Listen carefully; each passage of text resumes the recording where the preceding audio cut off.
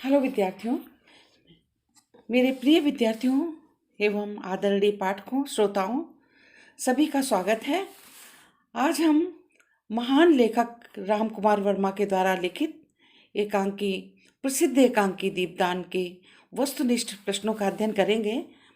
और मैं समीक्षा डालना चाहती थी, परंतु कुछ विद्यार्थियों की डिमांड थी कि पहले वस्तुनिष्ठ प्रश्न डाले जाएं, तो आप लोग वस्तुनिष्ठ प्रश्न पढ़ें।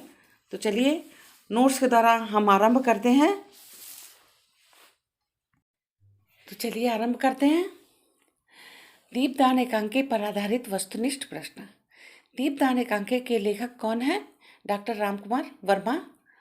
दीपदान एकांकी के प्रमुख पात्र और नायिका कौन है? पन्ना धाय। एकांकी का अधम पात्र कौन है? दीपदान एकांकी का अधम पात्र माने गिरा हुआ कैरेक्टर जिसका हो, वो कौन है? मनवीर।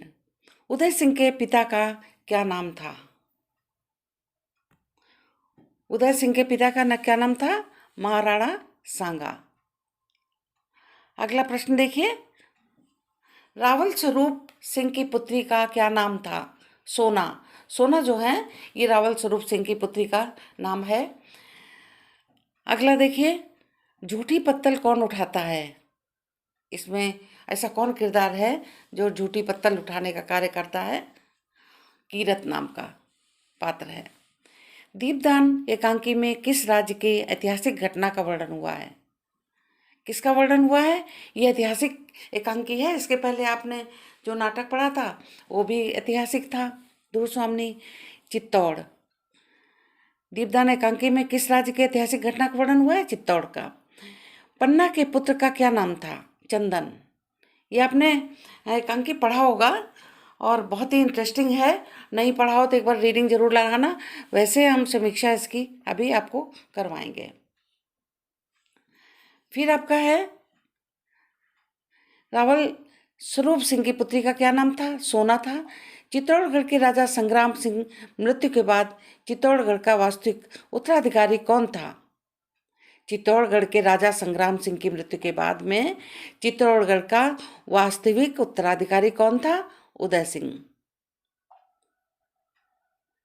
संग्राम सिंह जो थे राजा, उनकी मृत्यु के बाद कौन उत्तराधिकारी बना? उदय सिंह। अब ये देखिए, कुछ कथन हैं किसके द्वारा कहे गए हैं। ये भी वन वर्ड क्वेश्चन है और बहुत ही इम्पोर्टेंट, टीजीटी पीजीटी वगैरह के लिए भी बहुत ही इम्पोर्टेंट है ये देखिए, तुम्हारे नेतृत्व में उदय सिंह ऐसे तुम्हारे नेतृत्व में उदय सिंह ऐसे समय है जैसे कतार को अपने हृदय में रखने के लिए म्यान ने अपना हृदय खोखला कर दिया हो, और हंसती हैं फिर। तो ये कथन किसका है? सोना का है। दीपदान नाटक में रात में तुम राजवंश के दीपक हो, ये किसका कथन है? रात में तुम राजवंश का दीपक हो। अब रात भी एक रात होती है, और एक जब समाज में कुरीतियाँ फैली हों, अज्ञानता फैली हो, तो भी अंधकार होता है। तो उसमें भी दीपक की आवश्यकता होती है, एक मनुष्य रूपी दीपक की, एक विद्वान रूपी दीपक की। तो यहाँ दीपदान नाटक में रात में तुम राजवंश के दीपक हो कथन किसका है? पन्नाधाय का है। पहाड़ बढ़कर कभी छोटे हुए हैं, पहाड़ बढ़कर कभी छोटे हुए हैं, नदियाँ आगे बढ़कर कभी लौटी हैं, फूल खिलने के बाद कभी कली बने हैं, सब आगे हैं, नहीं बहती हो तो सिर्फ तुम सदा एक सी रहती हो। ये पंक्तियाँ किसकी हैं? ये सोना की हैं, और ये पन्नाधाय, माँ पन्नाधाय से कहती हैं कि तुम एक सी रहती हो, कभी बदलती नहीं हो। ये पंक्तियाँ, ये हमने आपका लिख दिया है कि पंक्तियाँ पन्नाधाय के प्रति सामंत पुत्री सोना का कथन है। इनके सामंत थे राज्य में, उनका उदय सिंह के राज्य में। ये देखिए, महल में धाय माँ अरावली पहाड़ बनकर बैठ गई हैं। बनाकर नहीं, बनकर। महल में धाय माँ अरावली पहाड़ बनकर बैठ गई हैं। अरावली पहाड़ और हंसती हैं, अरावली पहाड़ कह के हंसती हैं। तुम लोग बनास नदी बहकर बहकर बहो ना, खूब नाचो गाओ। ये कौन कह रहा है? महल में धायमा अरावली बनकर बैठ गई हैं। अरावली पहाड़ हंसती और तो कौन कह रहा है ये? देखो तुम लोग बनास नदी बनकर बहो ना, खूब नाचो गाओ। किसका कथन है? दासी पुत्र का। ये बनवीर का है।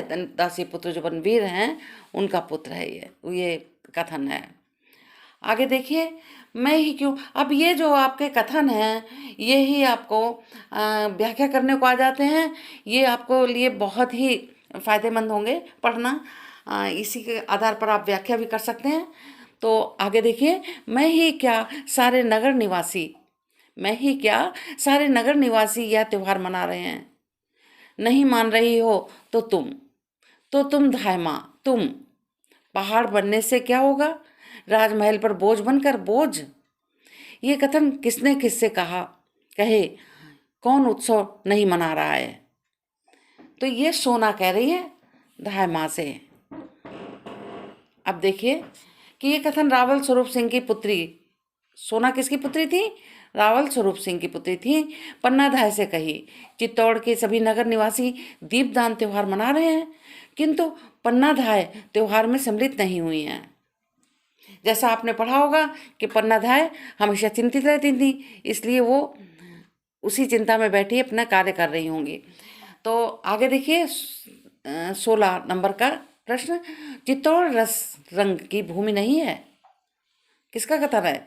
चित्तौड़ रस रंग की भूमि नहीं है, यहाँ आग की लपटें नाचती हैं, सोना जैसी रावल लड़कियां नहीं नाचती हैं। कहने का मतलब चित्तौड़ रास रंग की भूमि नहीं है। कौन कह रहा है ये? पन्नाधाय कहती हैं कि चित्तौड़ रास रंग की भूमि नहीं है, यहाँ आग की लपटें नाचती हैं, सोना जैसी रावल लड़कियां नहीं नाचती। किसका कथन है? पन्नाधाय का। अब ये हमने आपको इसीलिए कि आपकी व्याख्या जो है सुविधाजनक हो, ये हम लिखते गए हैं कि ये उदय सिंह की धाय माँ पन्ना का रावल पुत्री सोना के प्रति कथन है। सोना नाचने और गाने में अधिक रुचि रखती हैं। वह उदय सिंह को बुलाने गई तो उसकी धाय माँ पन्ना से उन्हें भेजने को मना कर दिया। इस पर सोना ने पन्ना पर विद्रोह की बातें करने का आरोप लगाया। पन्ना सोना के गायन और नृत्य को व्यंग करती हुई तब कहती हैं ये बात, जब उनमें आपस में बात होती है। आगे देखिए 17 है क्वेश्चन। आज मैंने दीपदान किया है। आज मैंने दीपदान किया है। दीपदान अपने जीवन, बहुत ध्यान से अगर पढ़ेंगे और आपका पढ़ा हुआ एकांकी है तो आपके दिमाग में अपने आप आता जाएगा आंसर, कोई प्रॉब्लम नहीं। देखिए, आज मैंने दीपदान किया है। दीपदान अपने जीवन की दीप मैंने रक्त की धारा पर धारा तैरा दिया है। ऐसा दीपदान भी किसी ने किया है।